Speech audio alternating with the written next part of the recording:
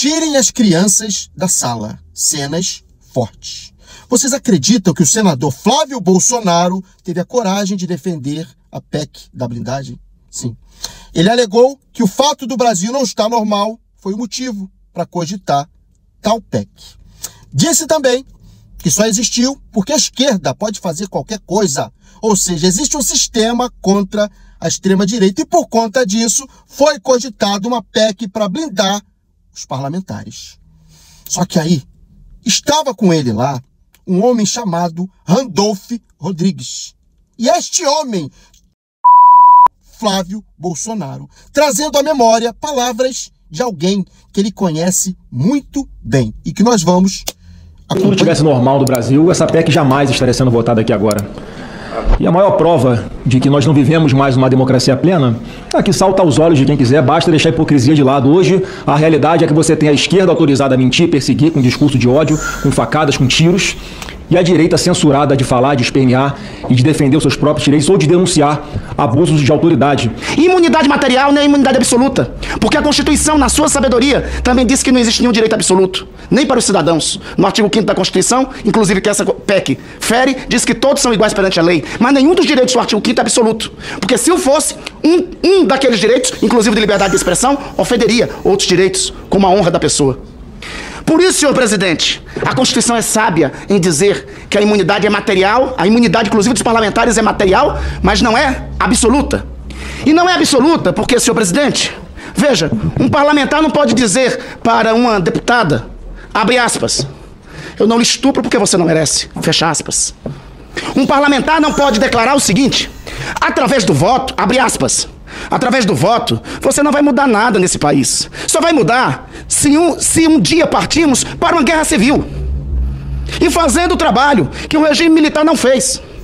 Matando uns 30 mil. Começando com o senhor Fernando Henrique Cardoso. Fecha aspas. Um parlamentar não pode fazer isso. Um parlamentar não pode fazer apologia. Um parlamentar e ninguém pode fazer apologia à morte de quem quer que seja. Em qualquer momento. Em qualquer circunstância. Por isso que a imunidade, ela é material, mas não é absoluta. Um parlamentar, e já concluindo, senhor presidente, não pode dizer o seguinte, abre aspas, nesse tempo, abriram-se-me os olhos para dois perigos que eu mal conhecia pelos nomes e que de nenhum modo se me apresentavam nitidamente na sua horrível significação para a existência do povo germânico, o marxismo e o judaísmo, fecha aspas. Se o parlamento alemão, em 1929, tivesse tomado providência contra um parlamentar de bigodinho chamado Adolf Hitler por ter pronunciado isso, talvez nós não tivéssemos o genocídio e as atrocidades que perpetraram na Alemanha de 1933 até 1945. Por isso que a Constituição, na sua sabedoria, disse que a imunidade é material, para opinião, palavra e voto, é circunscrita ao mandato, mas ela nunca é absoluta. Por isso que seja a blindagem total, seja a blindagem inteira, seja a blindagem pela metade, que elas sejam sepultadas nessa Comissão de Constituição e Justiça. Seja a blindagem raiz, seja a blindagem Nutella, que ela seja encerrada aqui nessa CCJ. Na sequência, presidente Otto, meus cumprimentos a Vossa Excelência por ter logo de pronto, de imediato, manifestado sua posição, que será a posição majoritária, creio, que neste momento, por unanimidade dessa comissão, de rejeição dessa PEC.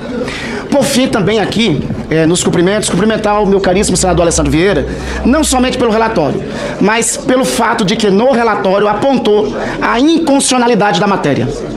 E apontando a inconstitucionalidade da matéria, impede qualquer artifício que possa levar essa proposta ser recorrida ao plenário do Senado Federal. Presidente, é importante destacar que a posição dos colegas parlamentares, dos colegas deputados, é lamentável de todos os pontos de vista e de quaisquer partidos que tenham sido todos que votaram favorável a essa PEC. Mas é importante dar os nomes devidos aos bois como eles são. Como essa proposta foi parida lá na Câmara dos Deputados. Ela foi parida de uma articulação, de uma proposta que estava arquivada há algum tempo, em favor da tramitação também da proposta de anistia que o principal partido de oposição defendia lá na Câmara dos Deputados. Então é importante resgatar da Câmara dos Deputados a orientação partidária, para dar o nome como se deve, de como e quem foi responsável pela elaboração, encaminhamento e votação dessa PEC, que é lamentável em todos os sentidos. Eu fico feliz, meu querido senador Otto, meu querido senador Jaime, que nós vamos votar por aclamação e não vai ter emendas, embora ontem tenha surgido uma proposta de emenda que relativizava, que mantinha viva, em outras palavras, que criava uma blindagem não inteira, mas pela metade. Em outras palavras, que criava uma blindagem Nutella e não uma blindagem raiz. Ou seja, era a proposta para blindar em absoluto a manifestação de opinião dos parlamentares. Presidente, me permita recorrer rapidamente à história em relação a isso. Em 1968, um parlamentar, na véspera do 7 de setembro, se pronunciou na Câmara dos Deputados dizendo o seguinte, abre aspas, todos reconhecem ou dizem reconhecer que a maioria das Forças Armadas não compactua com a cúpula militarista, que perpetra violências e mantém esse país sob regime de opressão. Creio ter chegado após os acontecimentos de Brasília o grande momento da União pela Democracia. O nome desse parlamentar, Márcio Moreira Alves. Ele foi caçado pela ditadura e esse pronunciamento serviu como artifício, como álibi para o ato institucional número 5. Naquele momento, se vivia sob um regime de exceção e, à luz da Constituição do próprio regime de 1967, não existia a imunidade material para opinião, palavras e votos inerente ao mandato parlamentar. A Constituição de 1988, e quando desconecta a lei que surge da realidade histórica, falseia a verdade. A Constituição de 1988 foi promulgada sob essa realidade, sob o peso dessa realidade. Por isso, incluiu o artigo 53, instituindo a imunidade material relacionada à opinião, palavra e voto. Lembrando que, dentre as demais excrescências propostas, foi uma para... Nós já temos liberdade de expressão como qualquer cidadão, mas ainda aqui nós temos ainda a imunidade parlamentar, que não é absoluta. Mas queriam liberar também um parlamentar poder dizer a qualquer momento para uma mulher que não a estupraria, porque ela não merece, e outras excrescências. Eu estive na ONU, neste ano, num evento das mulheres, nós, os três poderes, eu representando o Poder Legislativo, Renata Gil, o Poder Judiciário, e também com a representação do Ministério, do Poder Executivo, Ministério da Mulher.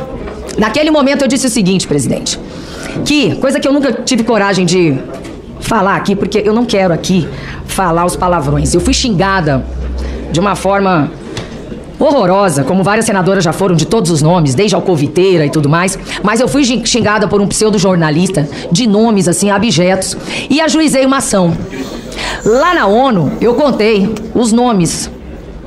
Eu relatei os nomes e foi muito interessante a reação dos tradutores em japonês, em indiano, porque eles não acreditavam que eu estava falando aqueles palavrões todos lá. Mas aqui eu não vou falar, só que eu quero lembrar o seguinte. Foi uma mulher, uma juíza em primeiro grau, que disse que era a liberdade de expressão do pseudo-jornalista. Ao recorrer, eu disse aos membros da Câmara Recursal o seguinte, pois eu gostaria hoje de ir à tribuna, de ir para as redes sociais, de ir para todo canto, xingar esta juíza de todos os nomes que ela permitiu que eu fosse xingada. O que aconteceria comigo? Né?